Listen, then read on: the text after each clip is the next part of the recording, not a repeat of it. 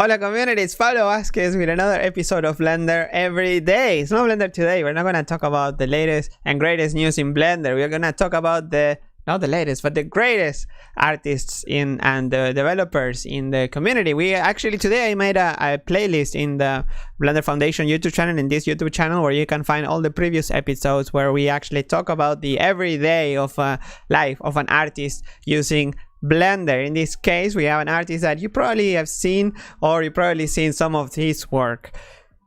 Please give it up, or like make some noise for HEAVYPOLY, also known as Vaughan. Hey. Hello. You can hear the clapping, but everybody's clapping for you. How are you? I'm doing good. It's good to see you again. It's my old neighbor. Yes, yeah, we met actually last year. We worked together in a project in Madrid. It was just an amazing experience. It was like a month or 6 weeks or so. Yeah, something like that. Something like that. We were a month. We were the Blender team in a team with many other artists also using different softwares. So we were the ones to blame, I guess, for some of the Blender things. And also, I don't know, it was such an inspiring experience to work with other areas as well. Okay, we're gonna see your website, some of your work.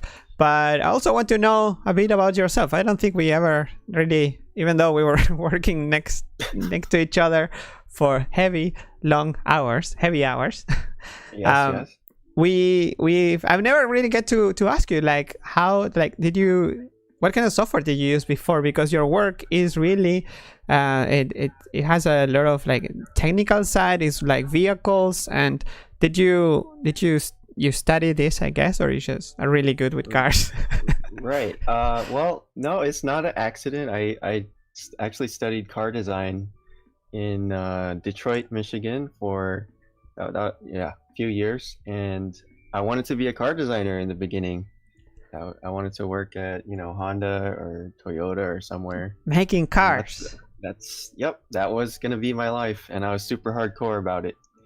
And yeah, that whole system of trying to do car design is really a sort of a crazy journey, because when you go into that type of school, they start off with like 100 kids that want to do it, and then they immediately cut it down to like 50 for the first term of it, and then they cut it in half the next term, and they cut it in half the next term. So wow. So yeah, I eventually got cut, which is part of why I'm like doing animation stuff. But I'm really glad, because I love doing animation and video games and all this stuff. So yeah, and also I guess making the what you were saying, that making vehicles, it must be very, I mean, it's something that everybody wants to do, like on the top level. I guess everybody that wants to focus on that, they want to do it on like a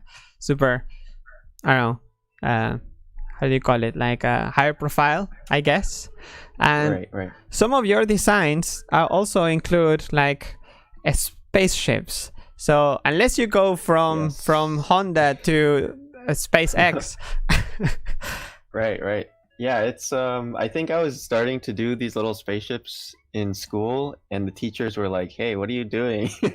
This isn't a car." Really? I would ask my teachers, "Can I do like a sci-fi project instead of a car project?" And they'd be like, "I guess so." And I think they kind of knew that maybe I shouldn't be in the car world. They're like, you should just do something else, because if you're gonna do cars, you have to like really focus on it. I mean, if you think about, a car company has maybe 10-15 designers, and that's each car company, and there's only a few car companies, so it's just a handful of jobs in the world. And what they used to tell people like going in was, you have a higher chance of being an NFL player than being a car designer. Seriously? Because there's like not there's no jobs. There's not that many jobs. Wow. Okay, the competition must be, yeah, very tough, very tough. So how did you move from making this kind of how did you go from making this into working in film, for example? Where did you what was the road? Did you pass through like short films at the beginning, or like how to jump into animation? Well, the story is actually kind of on that gallery on that work site, because initially I came to California I did want to like be in the California or LA area, because I knew that's where a lot of animation stuff is happening. So I took an internship at Mattel, the toy company, and I was doing the Hot Wheels cars that you were just looking at. So that was like my first kind of actually no, that was like my second toy industry job. I also worked at Little Tykes a little bit, and they're the people that make I don't know if you guys have, do you guys have Little Tykes stuff? They make this like red and yellow plastic car know. that kids can sit inside. Wow. It's like a child-sized car. How's it called? Little Tykes. And they make like this, that little red and yellow car. And you designed this stuff. yeah, exactly, that stuff. So that's epic. So yeah, and this was after I got kicked out of the car design program, but I'm still really happy because I got to design cars, Yes, and you should go back to tiny cars. Should go back to those teachers and, hey, look who you were laughing at. Yeah. I made my own cars. It worked out in the end. So I was doing car design or toy car design for Hot Wheels, which was kind of like mind blowing to me. I was having like an amazing time, and first time in California, and I loved it. This was also my first time seeing other Asian people. Wow. Because I grew up in Miami, Florida, and there's like no other Asian people, and then I went lots of Latino. Michigan, and it's everybody's Cuban and stuff, and then so that was mind blowing, and like having Asian food for the first time and all this stuff. Wow, this is also what is mind blowing is that, okay, you went you wanted to make cars, so you want to learn how to make cars, then you make toys, and then you move again into making other kind of cars, which are actually went into production. Then here you made a car for a villain, a superhero, like from a film, from a movie. So the connection, it's crazy. Yeah, it's crazy. It all kind of melted together, and I think well, at least the design industries like industrial design, architecture, fashion, car design, all that, they're pretty close cousins to TV and film and animation design. They're all like basically the same skills. So and I know when I was in school in industrial design, I really had that always in the back of my mind, like, could I switch? Or like I got really interested in this other stuff, and I don't know if I should just focus on what I'm doing, but I have this like nagging feeling in the back of my head. Yeah. But then when I made the switch over, I found like, you know what, there's actually a few people that switch from other industries, and they usually have a kind of an advantage because they come in with like these other skills that are similar and kind of useful, but different from architecture, for example. Yeah, exactly. I know architects that end up doing 3D, and they do environment, and they make it perfect because it is believable, because it's actually like a column where it should be a column, right? Yeah. And in this case for cars, it's these like hidden things that you don't even think about, but it's subconscious almost, that makes it feel more real, I guess. I don't know. That's amazing. So and then you just apply for a studio and then just jump in there. You started freelancing? So the next step, I will say, was extremely lucky. Also, I was using blogs at the time. You remember Blogger? Yes, And Blogger, the Google one, yeah.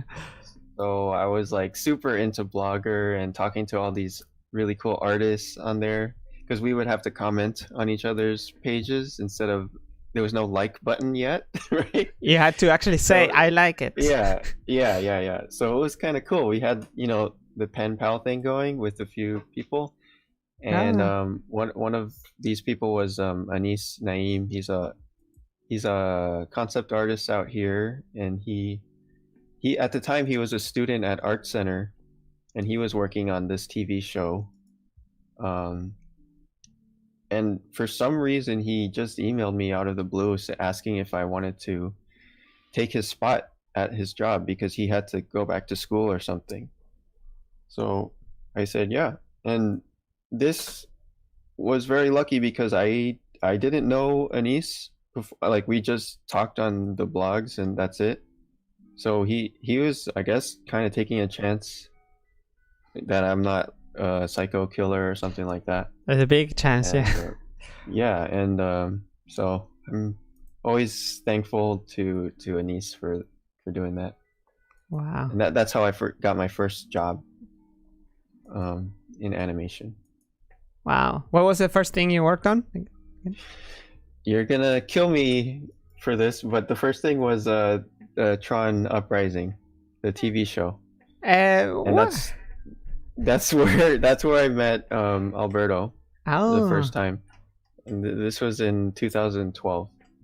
do you have any of And that on the website? yeah, it's Here, down there, Tron, that one. yes. And I that was insane. That year was crazy because I was working with Alberto, who I was a huge fan of. If you guys don't know Alberto Mielgo's stuff, you should go check it out. Me and Pablo are big fanboys, right?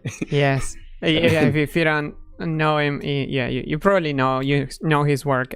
Among those are the designs for Tron Uprising, where he got Emmy for. Yeah. So Insane. yeah, Alberto, and then our director was Charlie Bean, who I went on to work with on his other projects too. And then also another hero of mine was Daniel Simon.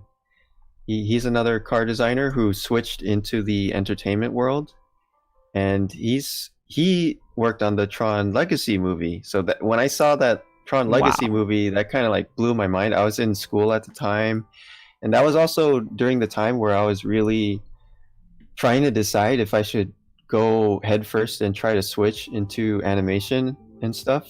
And then I saw this guy, Daniel Simon. He had his book out. It's called Cosmic Motors, where he was making all these cool spaceships and vehicles and super sexy race cars and stuff. Wow. Concept stuff. So he's like sort of, yeah, big influence on, wow, okay, you can do it. You can switch from car design into, he was working at Bugatti and Audi, working on like all these super Making cars, actual right? cars. Yeah, he's an actual car designer. So that was really cool to get to work with him on Tron show. And he'd be like, yeah, move the little light strip line a little bit over there, or make it go like, I think mine, I had that like Z-shaped line was like going up and then back down like a trapezoid or something, and then he's Yeah. like, no, make it go up and then up again or something crazy. I don't know, but it was a lot of fun to work with him. That's crazy. And How? yeah, and Imagine. and that crew there for the Tron show was also Robert Valley, who's this crazy artist, insanely talented. And then we also had this crack team of painters on that one, that ended up kind of following Alberto everywhere. So every Alberto project kind of had the same group of painters. And then our director Charlie, he kind of took all the storyboarders with him on all his projects.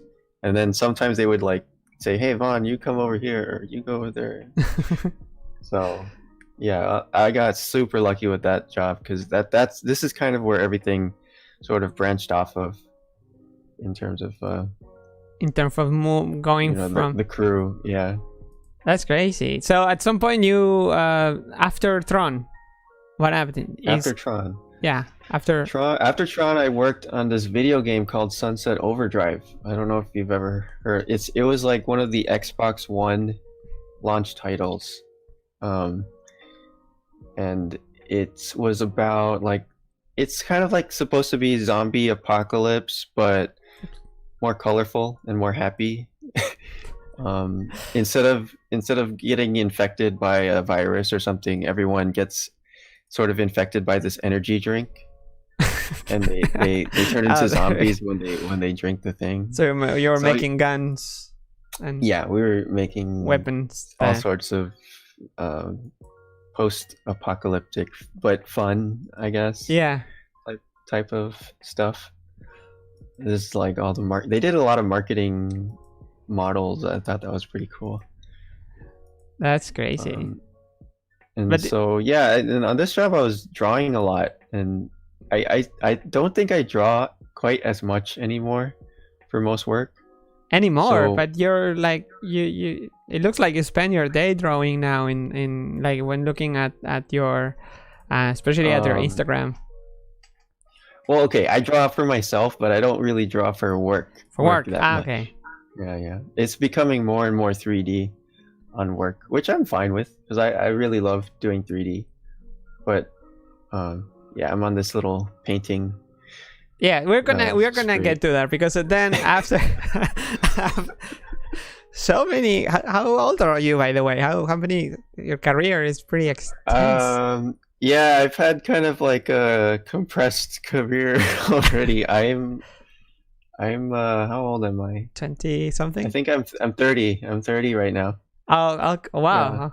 Yeah. Yes, you actually you became 30 at when we were in Madrid, right? Oh yeah. I got to eat Spanish cheese and ham for my birthday. Yeah, how lucky. Yes, 30. I remember now. Gee, that is a very extensive career for such a short amount of time. 10 years. And you went from wanting to make to design cars to actually designing cars but for toys, then to actually design cars for animated series, then video games, and then feature film. What was the first feature film you worked on? My first feature film was Lego Ninjago. Lego. I don't have that work up, but any particular reason why? Oh, sorry. What was that? Any particular reason? I think I don't know. The stuff I did is kind of it's not super pretty. I feel like, but I worked on all the mechs. Like there's like these robots and vehicles that those, I think those ones on the bottom right. Yeah, all those guys are the ones I worked on for that movie. Whoa. Did you make the drawings or the models? I did like, so I did really basic model versions of those, like just the block out shape type of thing. And then we were using this crazy program. I forget what it's called. It's called like Block Assembler or something like that. But you can make digital Legos, like using real Legos, and they actually snap together and everything. Oh. It's a free program, actually. It's really cool. Because you have access to every part, every color, and you just start snapping them together in your computer.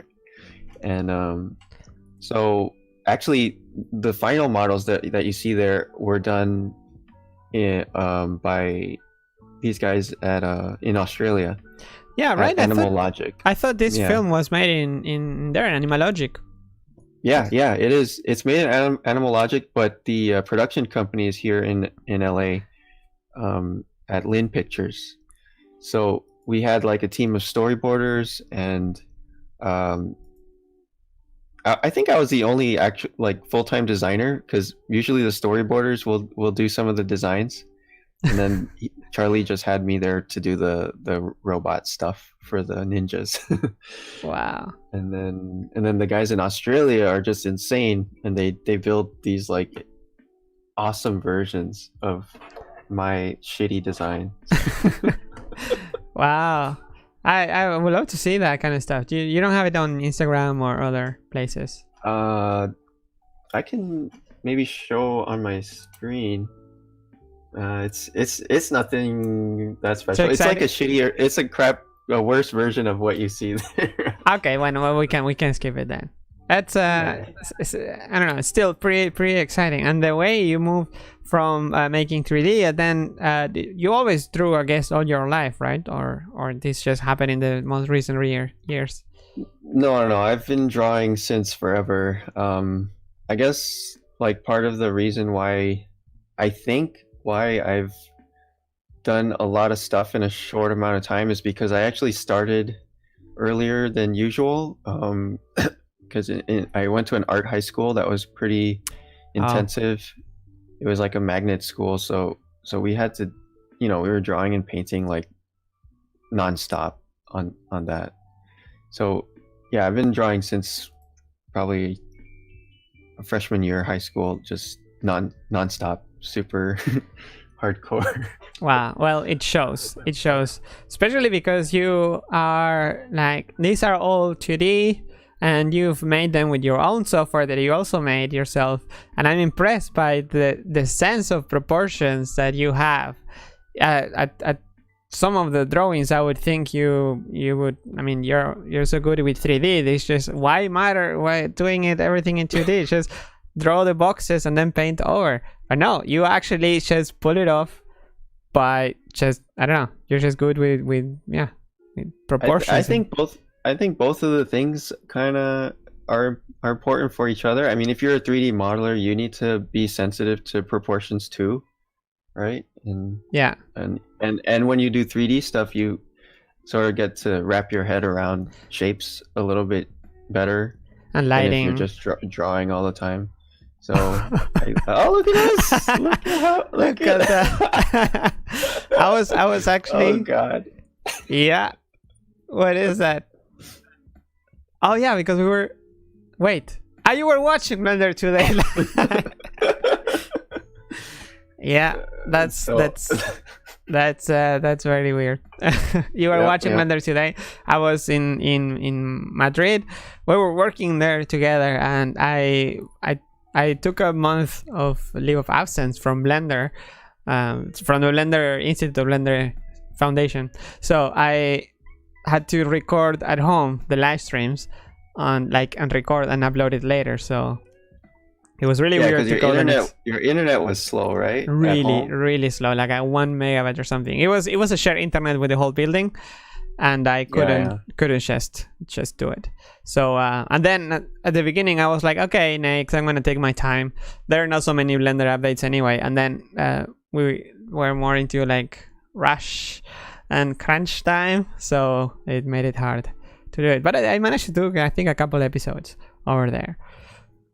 Yeah, it was crazy because we were working till 10 o'clock sometimes, or 12 o'clock sometimes, and then Pablo goes home and does his Blender today, and then he's back in the morning with his coffee. We're gonna get there. So okay. So that was your first feature film. I didn't even know that you had. I thought you were gonna be saying like, oh, Spider-Man Into the Spider-Verse, but was that your second, or there is another feature film? That's my second one. Okay. At least, otherwise I'm gonna. How long are your days or your years? Yeah. So the nice thing about these projects is they're usually like 1 year, and that's it, or less than a year. So what were you involved as in Into the Spider-Verse, like Spider-Man? Were like a concept artist, 3D modeling, or everything? Biz dev? I think I was a little bit of everything, actually. So Alberto called me over and he's like, okay, we're gonna do this Spider-Man thing, and the Sony building was completely empty. He had like the entire floor to himself, basically. That's amazing. And there was no director even. they didn't hire a director yet. So it's He's the first person there. It's all research. It's like, we want Spider-Man movie. Just go and do something. That's amazing. Yeah, so he's just in his room making all these cool paintings and stuff and storyboards, and then so I was there to do 3D environments mostly. I was trying to do environments and vehicles, sort of like, similar role that I had on Witness and this project that we did together, the Watch Dogs. So most of this, the way that he likes to work is, 90% of the shots are fixed, and we have a painting, and like, we have these amazing painters that do their stuff, and then there'll be a couple shots, like a small percentage of shots that move around, the camera moves, and then in that case you kind of need 3D to be able to achieve that. So that's kind of the stuff that I would do. Or also sometimes he wants to like come up with a new design for some place that doesn't exist, like this collider type of thing. Yeah, it is. And so you can't really like give this to a painter and say, here, paint these photos and sort of design it also. It's much faster to do it in 3D. Yeah, so we do the design stuff in here. Wow. It says that this is amazing. This is awesome. The car. And these are we wanted to make it really vintage style in the beginning. In the final thing it's much more modern, but this was our first idea for the feeling of the vehicles. That's amazing. And we had these little like drawing lines all over, sketch lines. Wow. So and this, did you see how your car design paid off? Oh yeah. Always there's always cars involved in every project somehow. That's so cool. How long is it the research process for this kind of stuff? Like how does it even start? You have someone that tells you, okay, we need a car, we need an environment. These are the ideas. You just go and do something cool. Yeah, basically. And then it's like about maybe a week, and then we have a couple models or something, or maybe one model. That's awesome. There's some sketches in there too. So each of these started off as a rough sketch, and it's cool because I was able to use the rough sketch as the actual drawing lines texture. This is before the grease pencil. Yeah, before grease pencil. So all these lines here are just sub D stretched around. Oh, that's lattice right there. That's amazing. Playing with for the speed, and render 12 frames per second also on purpose, I guess, and to give the sense of speed. I would like to maybe claim that was my idea, because I was complaining about that when we had dailies. I was like, I would ask for that, like, hey, can we do lower frames per second so it looks better? Because with too high frames per second it looks too blurry, like things start to smudge together when there's a lot of motion, and you can't actually see the paintings, the paintings become smudged. So when you have it's a lot clearer with the lower frame rate, I feel like. That's awesome. It looks cool. I'd recognize this, I think. No? You recognize it? Yeah. What do you mean? Didn't we use this track? No. Jeremy did a completely new one. Wow. It looks the same. Similar though. Yeah, it looks very similar. Oh, this one's fun. The USB truck was actually you kind of have to be American to get this joke, but there's this like this shipping company called UPS over here, and then like Alberto's like, you know those brown trucks, the USB truck, I think it's called. I'm like, yeah, I know exactly what you're talking about. That's so cool. You just made a USB truck. Wow. So here you are already using Blender, right? Where does Blender enter in the picture in your life? Actually, for Spider-Verse, this is the first project where I seriously used it, because it was specifically the collider scene, because that was an interior, and interiors are really tough to render sometimes. So I was modeling in Modo at the time, and which I love. Modo's an awesome program too, and then the renders though were really slow because Moto is a CPU renderer at the time. Yeah. I don't know if maybe they changed now, but I was like, okay, I need to find a GPU renderer. Just type it in Google and like, okay, cycles, that's free. Let's try it. And so I imported everything over. I'm like, holy shit, this is pretty fast. Because Sony actually had like a couple 1080s at the time in their computer, and it was Yes. flying. Top of the line. And so I was like, oh shoot, okay. And then I would make my design changes in Moto and then bring it back into Blender and blah, blah, blah. And then eventually I started to get really sick of doing that. I was like, ah, crap, okay. I should probably learn how to do at least some really basic modeling in Blender so I can make stupid tweaks. Yeah. Not have to go back and forth. And then eventually it became like, I already did too much work here in Blender. I'm just going to stay in Blender for this piece. And then, yeah, it just snowballed from there.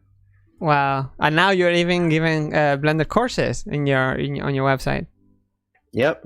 Wow. I do teach Blender. We just wrapped up a term this week, actually. This week already? Wow. Yeah. Do we have any students in the chat here?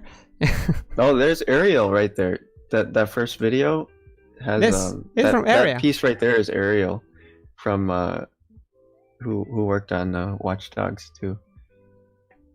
Ariel's like one of those people that you tell them to do an assignment or something and then they just do it but times 10, and like they already know everything kind of. She's so good. That's crazy. And so she already worked with Blender in a project, and she still took the year before as a student, or during the same year. The same year, it's 2019. Crazy. How long are the courses? They're pretty short. It's like 7 weeks. It's like a little short combo platter type of course where we do a little bit of everything.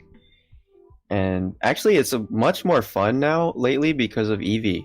Because you were never able to do this kind of video rendering in 1 week, right? For a student. But now we can do it. We can have little short films. We can make animations. I think it makes it a lot more fun. Yeah, right. Then 3D is like not just a static image anymore. It's like it has life. Yeah, and you can sneak in animation as part of the whole training as well, and actually render it and having as I did this. Yeah, that's amazing. And then you can sort of maybe like talk about production-y things, and it might make sense because we're dealing with actual production. Like, oh, I couldn't finish rendering, it's taking too long. I'm like, don't complain, your frames are like 2 seconds to render each. Imagine if they were like 1 hour per frame. Yes, yeah, absolutely. You could probably make it a bit less, but still it's not the same.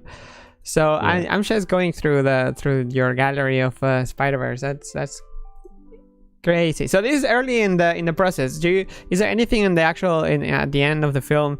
You left at some point in the production? You didn't stay for the whole? Yeah, I didn't stay the entire time. There was kind of two teams that worked on Spider-Man. So Alberto was the first art director, and then he hired his whole team, and then eventually he left because of some he has some drama with Sony, and you can read he has about a statement on his website. And then so I left after that because I kind of just, I don't know, I felt really the way it all happened was kind of not so nice, so I didn't want to be there anymore, so I just left. And what were we talking about again? Stuff in the final film. So the only stuff that made it through is probably the vehicles. So like the police cars, the buses, the models, the lattices, and the lattices, like the movement and stuff. It's that is amazing. It's just awesome. Wow, this is pre-Eevee, right? Yeah, before Eevee. So yeah. So you actually a lot of rendering. Yeah, it's a lot of rendering. So you actually started like with Blender 2.7 and then Yeah, switch yeah. to 2.8. What a confusing time to start with using Blender. Yeah. Wow. Um, So then after Spider-Man, you went into freelance, you joined other productions, or you just wanted to take a break for a while? That's Because a good question. What the hell was I doing? then because Oh, no. I think right after Spider-Man, Alberto jumped onto Witness. already, because Right I see after, here a right? character that is maybe a bit, it reminds a little bit of the main character on the Witness, and this is from Spider-Verse. Yeah. So it's very, it happened very fast. He left, and then he was back working like maybe a month or so. He's crazy. like no break. Wow. Yeah, and the work here is also amazing. This is another production where it's a combine of softwares, right? And you were doing the Blender part of it, right? Yeah. So like these sets here are Blender. Basically all the 3D shots except for the couch. There's a couch dance scene that's done in Maya, but all the other 3D ones are modeled and rendered in Blender. So all this stuff here. Is pre-Eevee or Eevee or Cycles? This is before Eevee 2, I think. 2.7. Was it? I don't know. I guess so. Which year? No, there's no Eevee. There's no Eevee here. Which year? Is it 2018? I think so. Yes, 2018 is pre-Eevee. There was a branch, but not really used. Like, yeah, Eevee would have been really nice for this project because it's a lot of painting. There's not that much like ray tracing type of stuff. It's unfortunately, like you have to be very on one side you have to be very talented to this kind of stuff. Like you actually know how to paint and stuff. That's amazing. How and when, now since we're talking about paint, how and when did you start working on heavy, and why did you start working on heavy paint? Okay. Well, I had this like little phone thing. I don't know if you can see on the webcam, but I do, yes. It's like this. I bought this used Samsung Note phone, and it has the little pen thing, right? Yeah. So I was really into painting outdoors with this group in LA. It's called Warrior Painters, and we do like wash painting on the weekends, and it's a lot of animation people. And some people take out their whole oil setup with an easel and everything, and a lot of people have their gouache setup. And then I was feeling lazy, so I'm like, I'm gonna have a phone set up. A phone setup.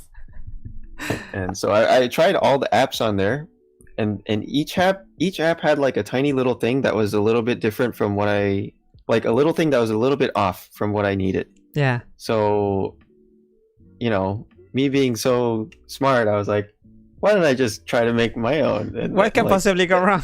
Yeah, what can possibly go wrong? That's not gonna suck up the next 2 years or whatever. Wow, heavy paint. So you start this project. Did you start immediately? I know that it's made with the engine Godot, the game engine, but did you start right away with it, or did you mock up in something else? I think I first tried in Android Studio. Like I tried some Udemy Android course on and made something there on the weekend. And then I was like, okay, this is cool, but what if I want to have it on my computer?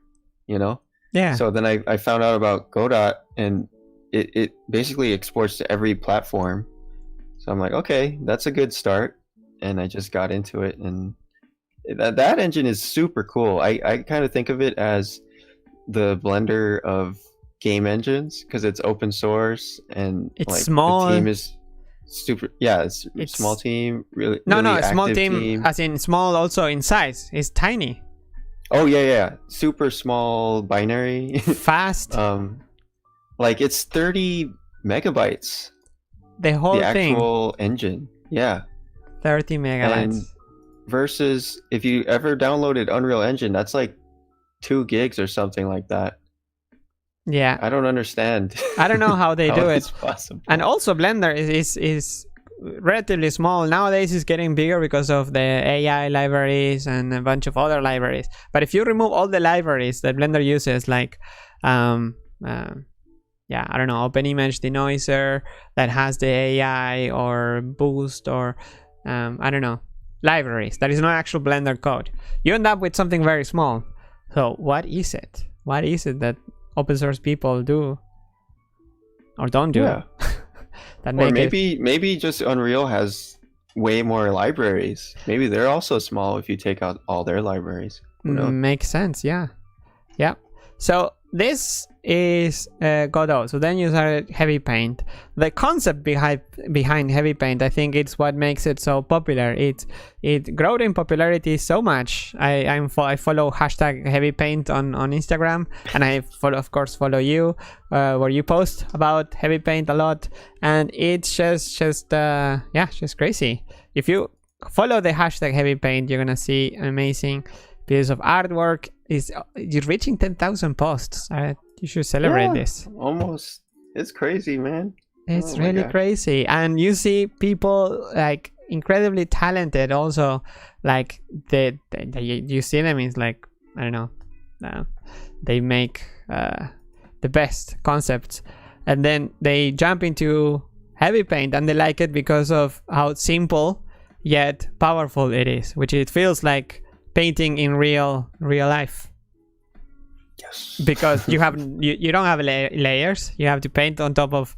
If you make a mistake, you have to paint on top of it. That's a good thing. In the questions of the show today, I think there's a question related to HEAVYPAINT, so we're gonna be reading them in a bit. But HEAVYPAINT itself, why did you start it? Because you were throwing in the outside and you wanted to start making this kind of artwork. Why did you went with this kind of application, something that it's simple? Why didn't you go full on like Procreate or something? What makes you? Well, I think that's asking somebody like, oh, why did you, instead of you started working out, why didn't you go like full Arnold Schwarzenegger right away? You know, like, okay, well, that would be nice. I wish I could. But... No, I mean, nothing against Procreate. They're amazing. I have it on my iPad, but it's a different way of working. It's more like the traditional digital way of working. It's like a Photoshop. Whereas HEAVYPAINT, do you plan to go in that direction? Like that should have been my question. Do you plan to go into the? That's a really tough question. I initially, in the very beginning, I had like 5 buttons or 4 buttons, right? There was not even an eyedropper yet. Wow. I was like, wow, this is so refreshing. I don't even have an eyedropper. I can't save. I can't undo. I can't do anything. But my paintings were coming out really cool because, you know, I had to pick every color and every single stroke was a little different. And then I started adding all these features, and then people kept asking for, especially layers, I think is the big one now, that I feel like eventually it will happen, I'm sure. But for right now, I'm enjoying the lack of it. Yeah. I don't know. So yeah, I try to keep it simple as possible. But I do realize that these things will start to creep in over time as they happen. And it makes my respect for programs like Procreate and Photoshop like way higher, and Blender too. I can't imagine like a project like Blender, because even a really, really simple program like this, it's just such a nightmare sometimes. Like things get all tangled up and there's all these bugs and stuff, and it's so overwhelming, but it's at the same time so tiny. Yes. You know, so I'm scared like when it becomes big like the other programs, it's gonna be, oh my god. So I guess that's why you need a team for stuff like that. Yeah, and also because you do all the social media as well. You share all the work, you share the word, you try all the platforms. I guess this is all a one-man project, is it? Just you? It's just you, right? Working on. Oh, well, pretty much, yeah. Although I do have a lot of support from, I guess, people that use it. are usually very supportive, and they're like, The they community. usually complain. Yeah, they're like, hey, this thing isn't working, and blah blah blah. I'm like, okay, awesome. I'll go fix that. And oh, another thing is, it made me appreciate you guys more, because I know that I love to complain about Blender, about things that need to change and this and that. So now I Really? know how it feels to receive all the complaints. Yeah. On one hand, it's good because you want to know things that are broken, but on the other hand, it can also become like, oh my god, I've heard this complaint like 50 billion times. Yeah. And then you know, okay, I really have to fix it, otherwise I'm gonna keep getting these complaints. But it can get a little bit, you know, It's you have to deal with it. you have to deal with it, and imagine, yeah. Sometimes you can also get all the love, which is amazing, and sometimes you get the complaints, which is a bit less amazing. But especially when it's an open source tool, it's kind of it's like, come on, give us a break. But hey, that's how you build a community, and it's great to see or to hear that HEAVYPAINT is building its own community as well of heavy painters. Mm-hmm. What? Oh, sorry. Go ahead. No. I was gonna talk about the future plans of HEAVYPAINT. If you have a release schedule, do you release monthly, weekly, or? The closest thing I have is a Trello now. I just started using Trello, and I also just started using GitHub like last month. So that's been exciting. GitHub. I'm still kind of learning GitHub. What did you use before? For Dropbox. versioning.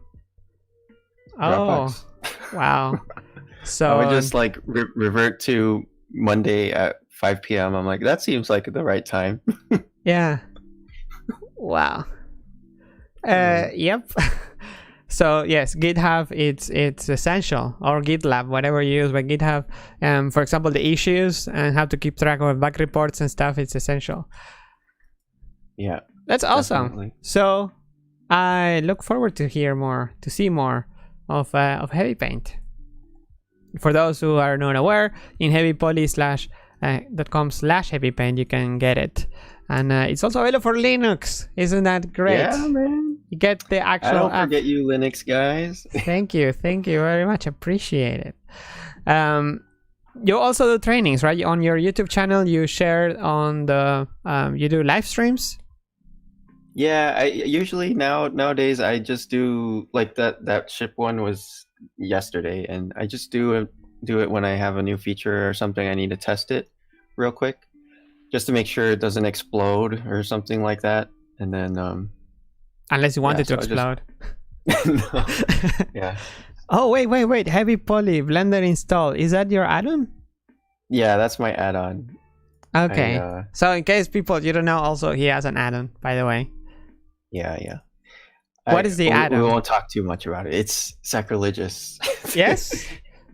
But I will say that. Oh, sorry. Go ahead. No, sorry. You're embarrassed of it, or you wanna? It's too early to share it. You did a live stream to 7,000 people. Well, it's kind of like my little happy world inside of Blender, because there's like.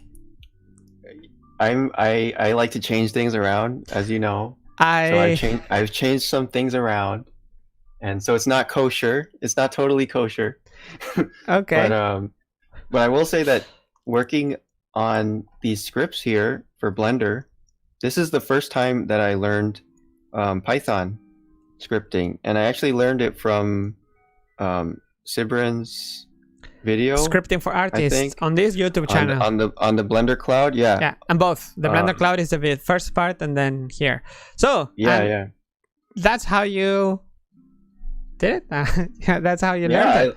I learned Python from that, and also like other Blender's Python videos, like the channel JNM. I don't know if you've watched that one. No. It's JAYANAM. I think JAYANAM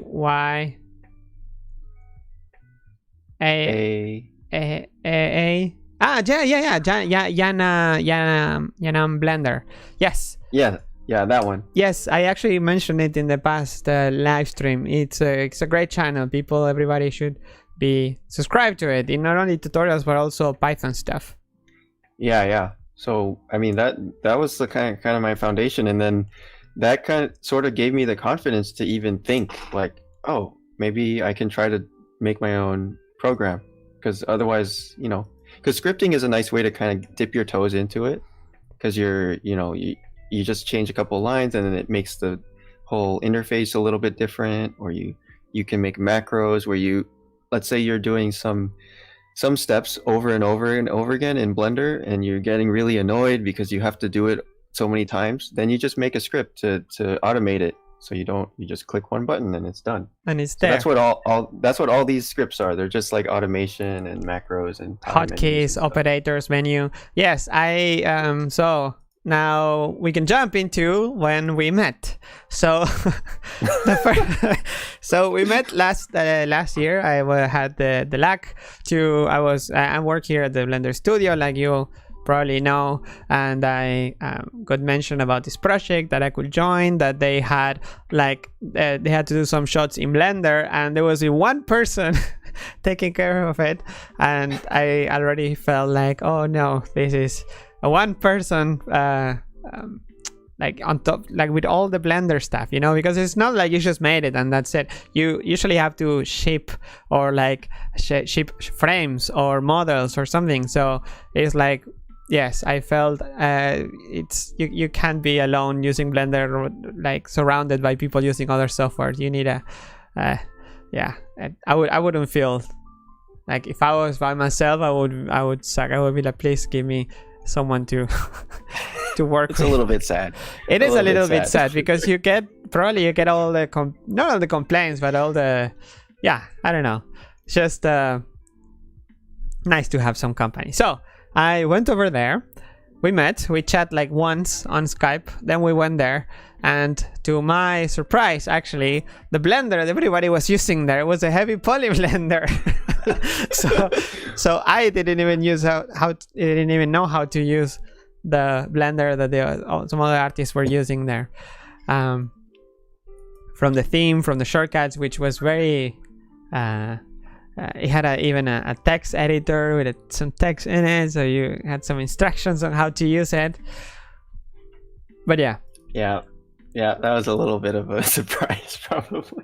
Yes. On the other hand, it was also amazing to see the amount of work that you've done once I'm there. So the shots that you worked on, we can actually see some of them. I'm not gonna show the video. You should probably already seen it, people at home. Also, if I show it, we're gonna get this video taken down.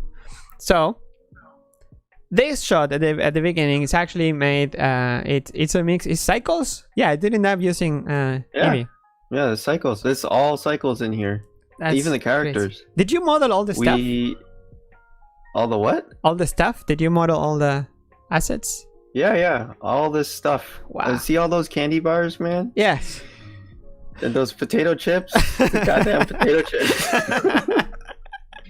Oh my god. I was just when I posted this, I was like, hey man, I would have loved to have the Pablo Vazquez sculpting cloth stuff. Would have been awesome, because I was like going in and I had like a little factory set up of simulation. Yeah. So I had like, okay, there's 5 candy bars in a row, I'm gonna simulate them, and then I'll do the next ones over here and simulate them, and because they all have different labels too. Yeah. And stickers and graphics, and it's like, oh my god, spent so long on all that stuff. All the stuff on, even here, it's really hard to believe that it's just one person is like, okay, boom, make the shot. That's just crazy. What would you say was the hardest part? To get the change of lighting, that's pretty hard, right? Because you have interior to exterior. Yeah, that was kind of a nice little breakthrough, because I was like having a lot of trouble with the lighting going through that transition, and then just doing the exposure change helped that a lot. I was like, duh, like if a camera's going through there, the exposure has to change. You can't just keep the same exposure and think that the light's gonna work. Yeah, So that helped a lot. it's a very nice, very nice exercise. Yeah, that's probably a very basic thing for most people, but I wasn't used to doing that yet. So in 3D. You didn't do a lot of lighting for actual scenes, like shots, final shots, you mean? Well, on Witness, all that lighting stuff was mine too, but they were all like very consistent lighting. Like the lighting doesn't change that much. So this is the first one where the lighting's like drastically changing from one part to another. And it's one of the first shots of the film, so no pressure. yeah. It's really tricky. Yes. So in my case, I actually got to light this second shot, which was also no pressure, but no pressure. No pressure. That's just the title shot, right? It's a title shot, and even better is that the art director, everything, this mastermind of Alberto Mielgo, he made this painting that you can see on his Instagram. This painting to use as a reference. So it was just a lot of pressure. That's an epic shot. I think that's the shot that maybe took the longest. Like there was so many versions and so much trouble on it. Yeah. And I'm really glad that you came on and kind of like nailed it down. It's just it was an amazing exercise for me to work with the rest of the team, the simulations on the cloud. It's just amazing. I think I'm pretty happy that I worked on something as intense as this. It's been amazing. And then the change of light at the end is also like, wow, mind-blowing. And I also had to do that, like the feeling that you have to change from interior to exterior to this. It was super awesome. I've never done something like that in my life before, and it's just amazing. I mean, it really feels like you feel the impact of that flash. Yeah, like boom. It's a tricky thing, and I think you nailed it there. It's awesome. It's a really intense but fun experience as well. So this project is the last project we worked on, but also I worked on outside of Blender. Also the last project that you worked on as a short film. Have you worked in other film projects, or after this it was all about HEAVYPAINT and yeah pretty much Blender? After this I was just completely focusing on HEAVYPAINT. Like I've been not doing anything else, just that's it, 24/7 HEAVYPAINT. And I'm really loving it. I'm enjoying it a lot. It's kind of the same feeling like when we were there in the working the late nights, and it's like you're in the middle of battle. And I know you seem to enjoy that. I loved it. Like I was dying. I was, oh god, Pablo, I'm so tired, just let me sleep. And you're like, yeah, third, fourth coffee, fifth coffee. I don't know if I'm gonna manage to find it, but maybe I find it. Something about crunch time, and I tweeted about it, and some people got not mad, but almost. I don't know. I tweeted something about because there's a lot of people that complain about crunch, right? They're like, oh no, the crunch took my husband away, and my family got destroyed by crunch. Yes, exactly. This is a tweet, I think. This on my way back to the Netherlands after a month in Madrid, meeting amazing artists, using and abusing Blender in production for a pretty epic piece. So using and abusing in the sense that we were using, but also like using it for things that were not meant to. I don't know, just like anything that could fit in Blender. It was like, hey, simulate some wiggle cables. Okay, Blender. Or like some turnarounds and Eevee. And it was just awesome. So yeah. It was super fun, but a lot of people I don't know, we got some comments about how crunch time is not a good thing, and the companies should take care of that. But I don't know, I love crunch time when for this kind of project where we're a small team and with a passion for what we're doing. I think it's fun. It shouldn't be done if Yeah. it's a multi-million company on a feature film that they change the film 20 times, and that's why we're doing it. Of course, maybe not. It's not ideal.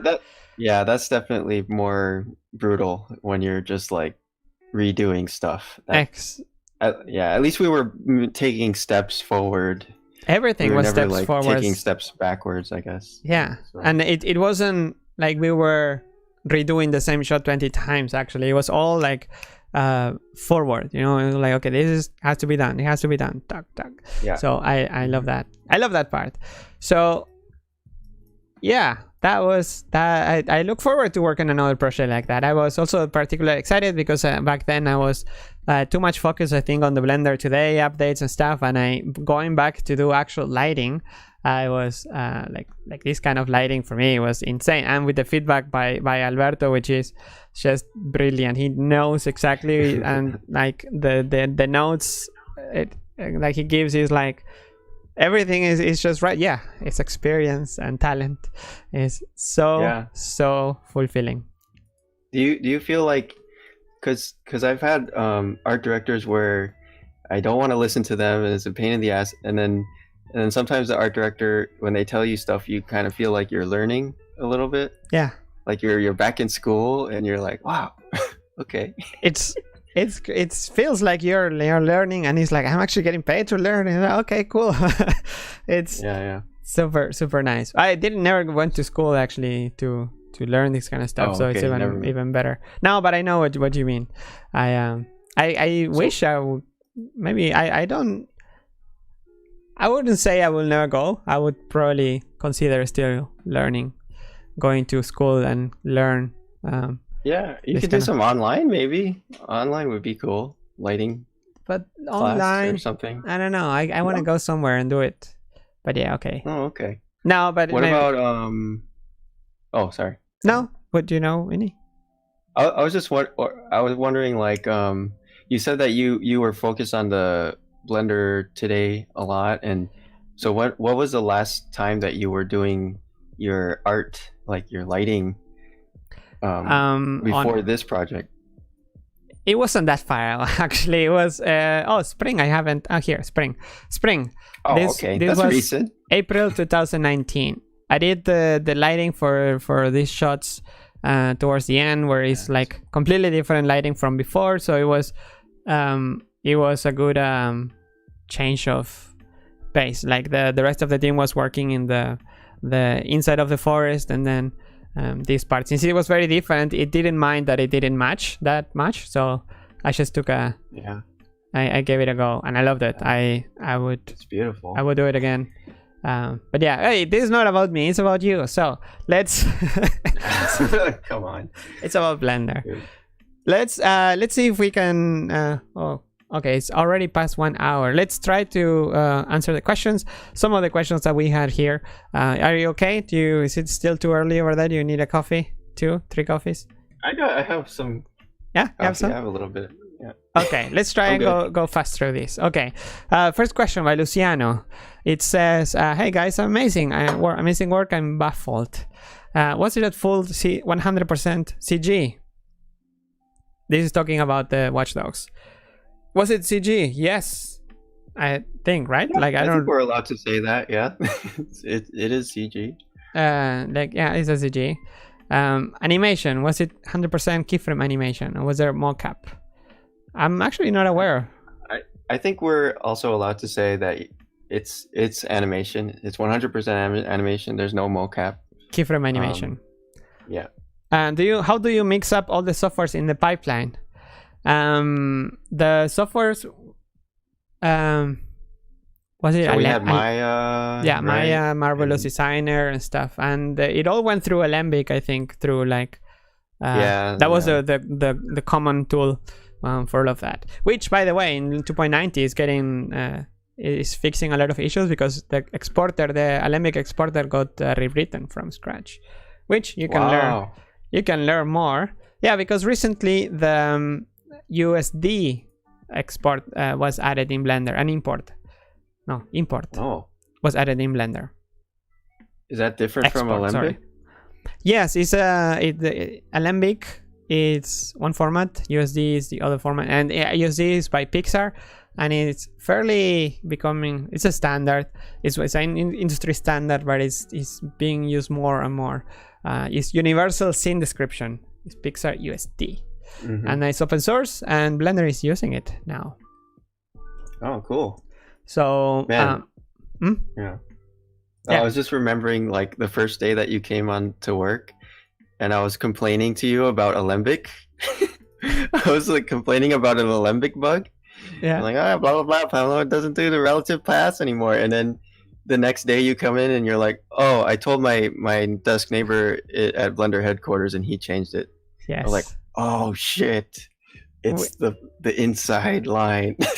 It's yeah, I get no. Yes and no. Well, it's anybody could do it, but this was okay. Maybe yes, I get to chat, but you can contact the Blender developers. It's not that you have an inside line, but yeah. kind of. Kidding. So it was cool. It was really cool. So the next, what was the studio you guys worked on? Was it directly at Ubisoft Madrid? It was Pinkman TV. That we're allowed to say. Yeah, it's a kind of a, what is it, like a traveling studio, I guess. Like it keeps popping up and then disappearing and then popping up again. Yes, because Alberto just hasn't been able. I mean, it's new. We've only done 2 projects. Yeah, so we don't have a permanent home yet. So hopefully that'll happen. Yes, but it has a website, by the way, pinkman.tv. You can see here all the projects that were done. Throne Uprising among those, Beatles, Gorillas. But this is more like, I guess it's the freelance gigs by Alberto. Yeah. So the next, what does a render look like pre and post processing? Post processing. I would love a full breakdown if you have the time. No, unfortunately, no, we don't have. But what does it look at render pre and pros? I think it's pretty close. It's yeah. I think what is the one thing that they do add that like another level of detail is the little drawings on top of the frames. And if you go frame by frame through the YouTube, you'll see certain frames where there's like sketches directly over the 3D, and it's really crazy little cartoons and stuff. It's amazing. Actually, here my favorite I think is jumping here over the tube, where it's like clack clack clack, and then suddenly wham. And yeah, like this you can frame by frame the whole short film, and you're gonna see the most insane little winks everywhere, the banks, I don't know, it was just awesome. You should go frame by frame the whole film. It's amazing.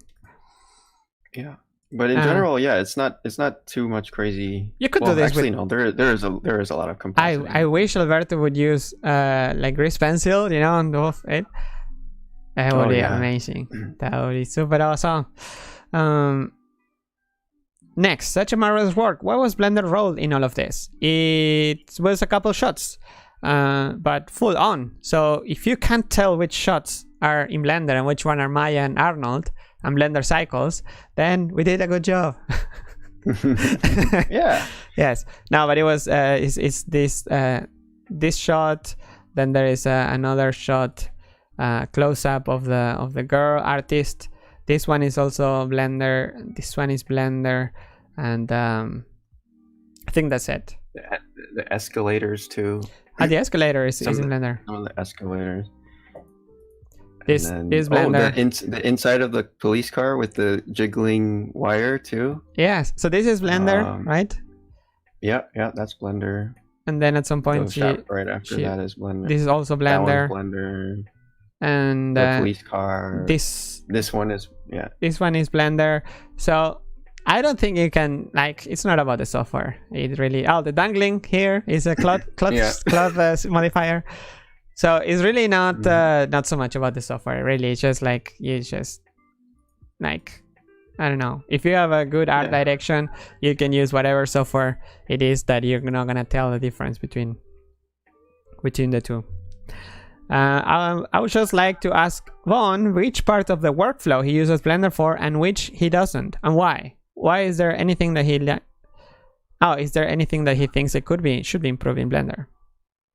Well, I guess no, everything, it's 100% Blender there. Like I wasn't using any other programs. Well, maybe Photoshop for some painting stuff. And then is there anything I think should be improved? There's lots of things, but that's why I have my scripts, because I don't want to complain my way out of the room. So I just kind of make changes myself. Well, but your add-on is for small changes like this. If you could just dream, you could just dream that you don't even need Photoshop at all. Like you could just do inside of Blender. I mean, if we're gonna dream, just dream big, right? I think, yeah, you're on the way, right? Like Grease Pencil keeps getting I think the vertex color in Grease Pencil is a huge thing, because that's one of the big things that I was like, okay, Grease Pencil is cool, but I can't really paint in it because there's no vertex color. But you know, that's awesome. But now you can, awesome. And also vertex color in Sculpt is pretty awesome. Yeah, that looks really nice. Yeah, coming for 2.91. All right, next, hi Vaughan, your works are truly amazing. What are the 2 or 3 main features that you would like to be implemented first, and a couple of criticism to improve Blender? So similar question, 3 main features, 2 or 3 main features. One thing that I think would be like a nice low hanging fruit would be the array modifier, or at least to have a radial array modifier. Oh, there is a patch. Oh, really? Yes. It's coming. Okay. Yeah. And also on the subject of array modifier, I think it would be good to have like, instead of right now you have to type in like distance of 1 on X or distance of 1 on Y to sort of switch axes. I think it would be nice if there was a drop down, like just a button to choose the axis, to say like, you have an array and you just say X array, Y array, Z array, instead of having to manually type in like 0 and 1 to turn them on and off, kind of a thing. So okay, so just a button that makes it 1 in that axis. Yeah, something like that. Yeah, that could be an add-on though. Just like, I think some kind of less clicks in the array modifier, and also possibly like, how the mirror modifier, you can check X, Y, and Z to turn on multiple mirrors at the same time. Yeah, we should have that in array, so you can do X, Y, and Z array at the same time in one, instead of having to have 3 separate array modifiers stacked. Yeah. Yeah. So instead of having to do this and then another array in a different So I would say just treat the array like how you treat mirror modifier, and it would be better. Like you just choose your axis and then you go from there. But I think the drag and drop is really cool. That's something I really wanted. I love the shortcuts. The shortcuts here, like being to Shift D, or like pressing X to delete. Do you know that those?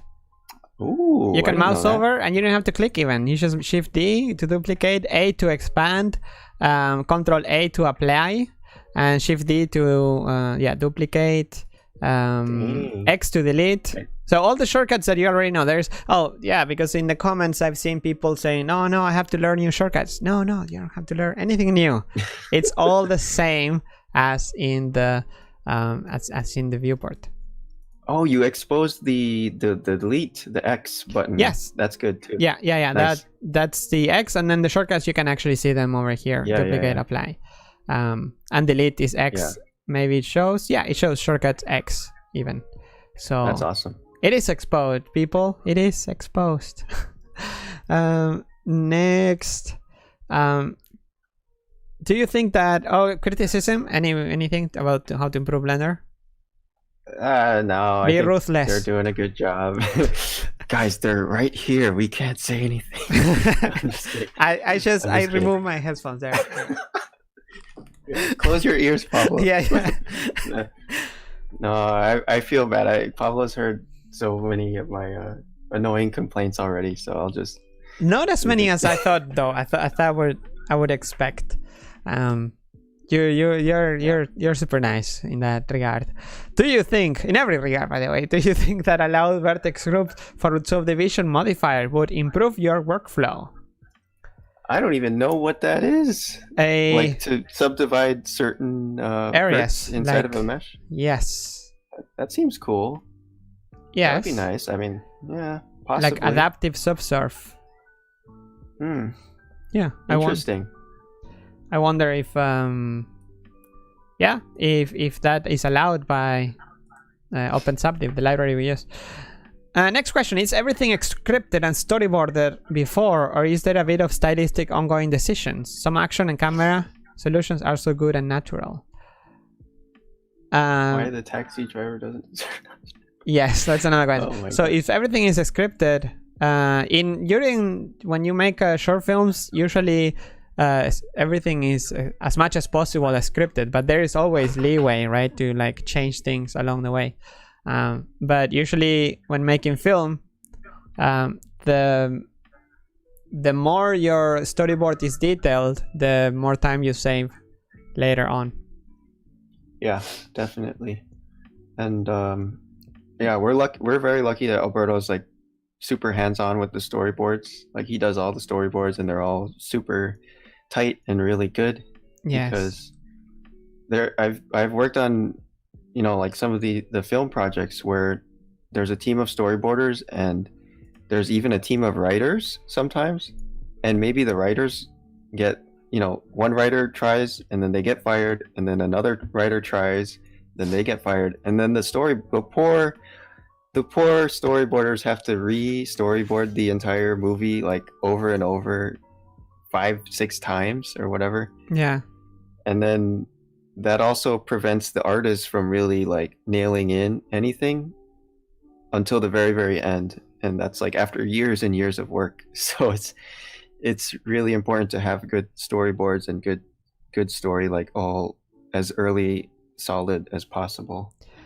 And it's not very common to have a director that is also insanely good at art, like making actual, you know, drawings and paintings and editing and yeah, it's not very common to have all in one person. It's insane.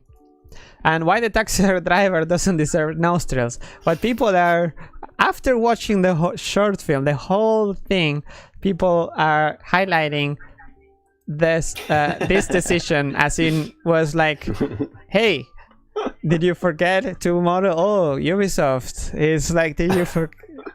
What can you expect? We ran out of money. Ran out of money at the end to extrude in this part. Yeah.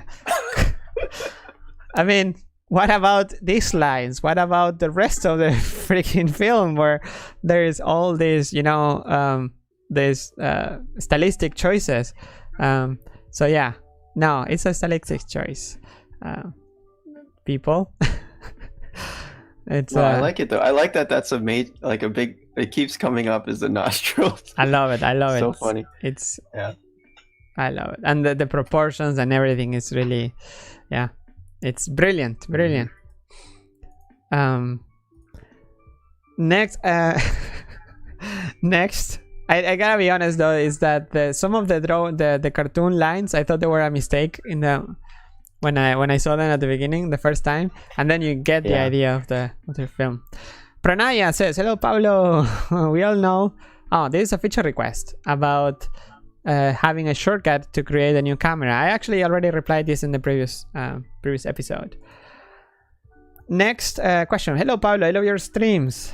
Watch Dog Legion trailer is amazing. Love the animations, lighting, camera work, style, environment, except the drivers, especially the nose. Oh. I actually love that nose. Hello, Vaughan. Your renders are awesome, especially the style. Too. Pablo, my question, rigging. Okay, so it's actually a question about rigging. Finish my character rig, action based. A seed keyframe from Maya. Action constraint is awesome. I couldn't use more than one rotation in one axis. I get unexpected. I think this patch. So it's actually pointing me to a patch. These questions are great for Friday's episode about Q&A. I answer all the questions, yeah, related to to Blender itself on that Q&A. Here, an actual question for you. I'm a fan of the visual style of The Witness and Watch Dogs cinematic. What do you think? Could the pandemic situation a shake-up for the motion picture, especially animation VFX industries, to rethink and produce less yet another superhero franchise piece of content and more mainstream stuff? I think there are too many animation VFX people around in dark caves who are slaves with a lot of unpaid overtime. And the only motivation for them is the warm Happy Meal superhero figure on top of their desk. I think the desire to make more intellectual driving forces and the audience as well. Another example is the Chernobyl miniseries, real story with invisible VFX, and the windshield. This I haven't watched this yet. Have you? Save that yeah. for a nice. Yeah, that's awesome. It's amazing, right? Well, it's like another Witness basically, but let's see. So, but a different pandemic. Pandemic, So, yes. first of all, thank you for the salty comment. I like that. The warm Happy Meal figure on your desk.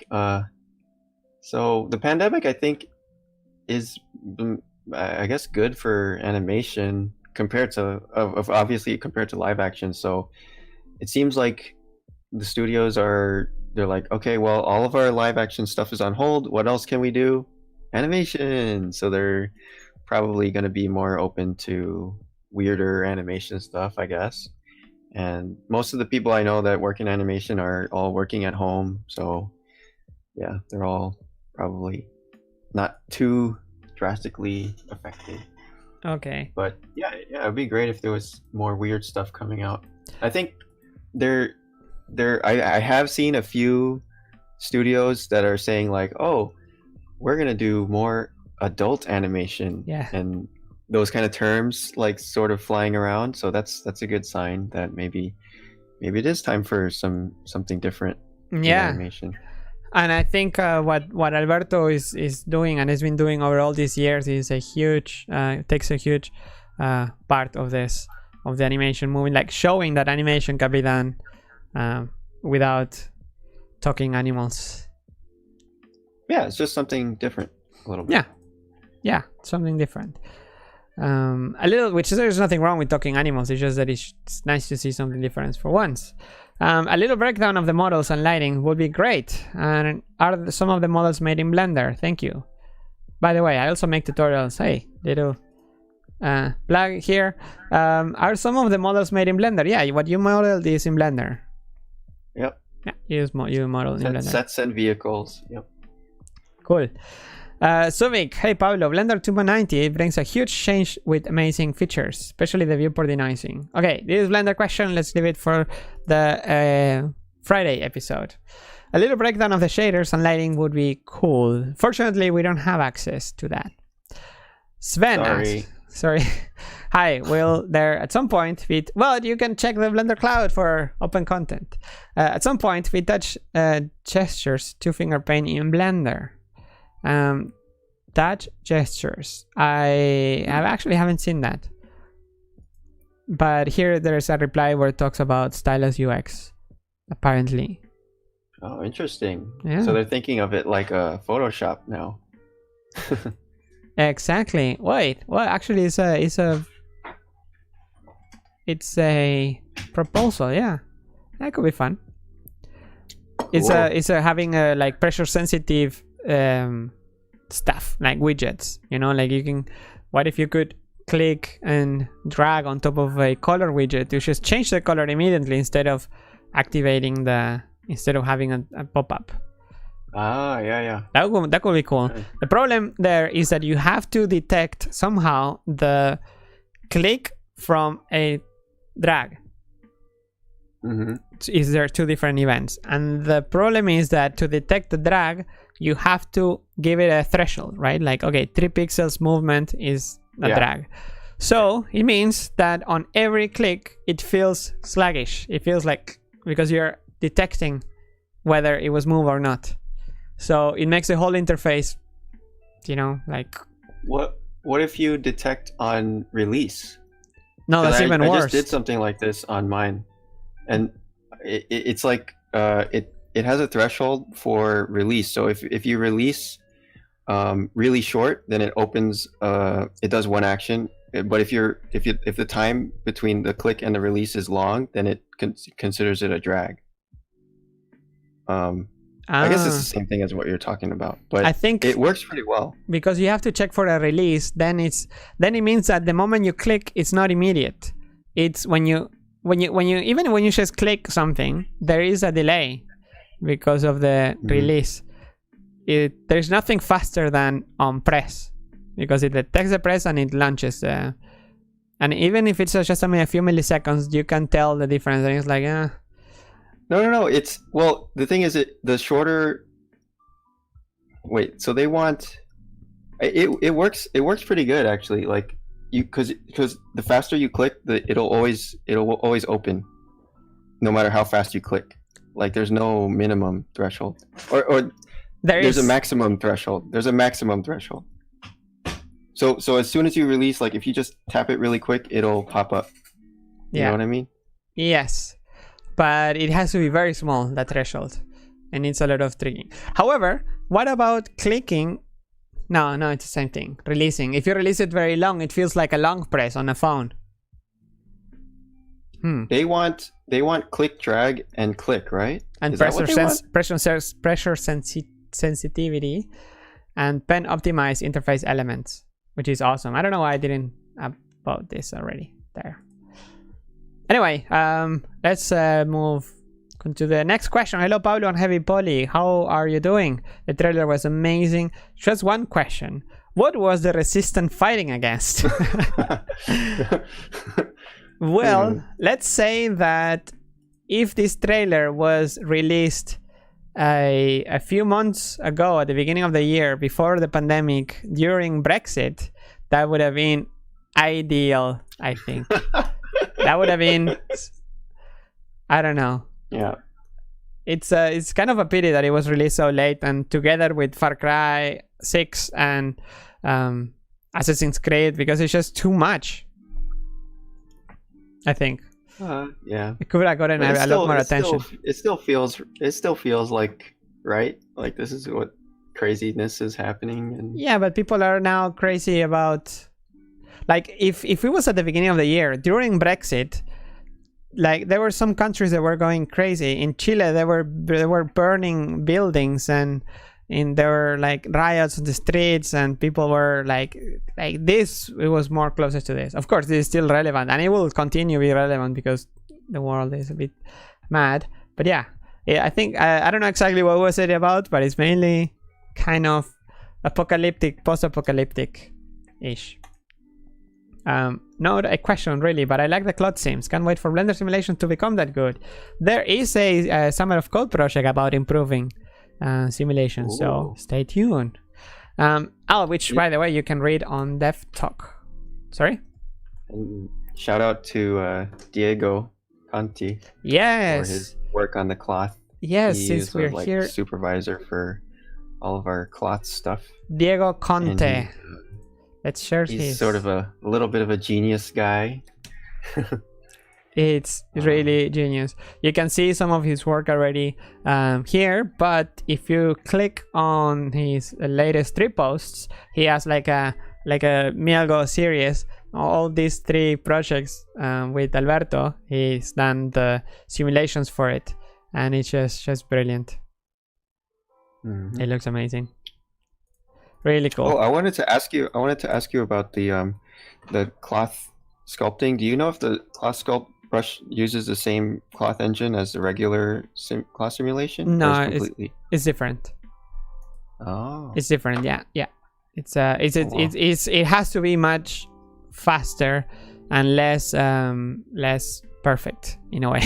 It has to be less precise, right? The cloth sim has a ton of options, and for cloth simulation, especially for this kind of cloth simulation, you don't need like all this intersection, self intersection and things that usually make it slow. But yeah, so yeah, cool. Follow Conte Graphics. I shared the link on the chat. And the last question? No. Any chance we will see voice-activated shortcuts? Hey, Blender. For accessibility. Make my model cool. Yes. For accessibility, I think is important, but there are tools for that. But for regular user, I don't know if it's if it's gonna be used that much. But for accessibility, it is important. And the last question, Limarest, what are the features that you would like to have in HEAVYPAINT going forward? I really like the concept of no BS, just draw. Good question. I think I'm really struggling now because I have got comments where I've added in new features and people are like, actually, you know what? This is making it too complicated. Let's pull it back to like how it was before. So now I'm in this gray zone of like, should I do it? Should I not do it? But eventually I'd like to have to kind of, I want to try to make it more production friendly. And we actually did use HEAVYPAINT, or I did use it a little bit on this Watch Dogs for texture painting. You painted textures in HEAVYPAINT. I did, yeah. So I just recently added transparent backgrounds. So you can have, you can export a transparent PNG. I'm gonna add in like fixed canvas size, so you can keep the same canvas proportions. Because right now, when you resize the window, it like changes the canvas. And then I don't know. We'll see about layers and all that, but all the stuff. Awesome. So for people that I can show them, you can see it, that I have it installed here, and oops. HEAVYPAINT is the most simple UI. How I really like your sense for UI, for how to keep it simple and yet thanks, man. Powerful. Super nice. Have you considered contributing to an open source 3D program that needs some UI help?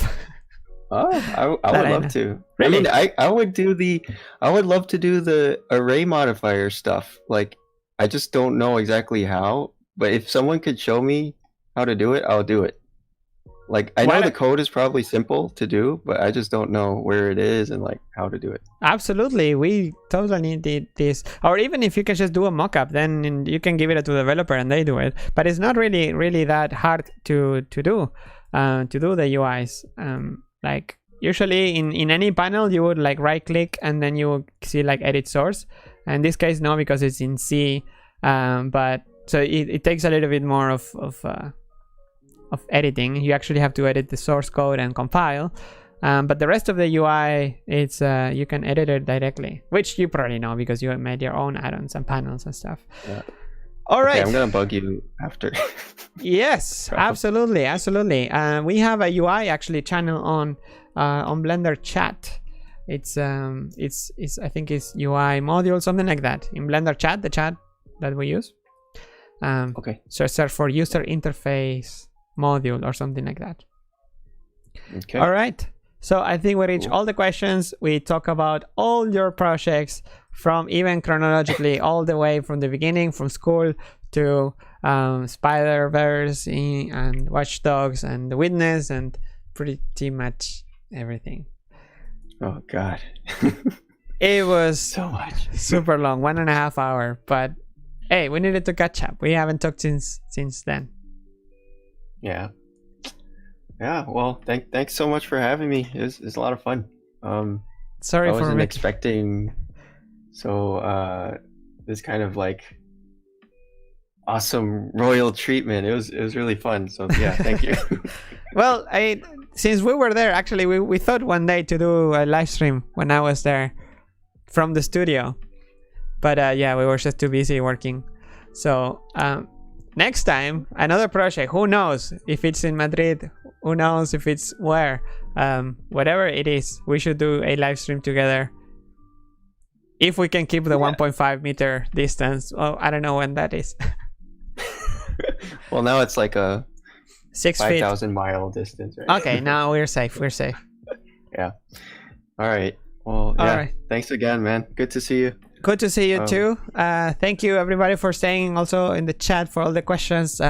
We answered all of them, so no, not even gonna say, hey, we didn't answer. Actually, we answered all of them. Friday, 5 p.m. same place, same time. We're gonna be answering the Q&A questions, the 20 more asked questions of the community. So again, Vaughan, thank you. I will close. You're not gonna listen this, but I'm gonna blow the people's ear holes with an epic music in 5, 4, 3, 2, 1. Tan, taran, taran. You can't listen, but I can hum it for you. All right. Bye, community. See you again in a couple days, in 2 days. Bye.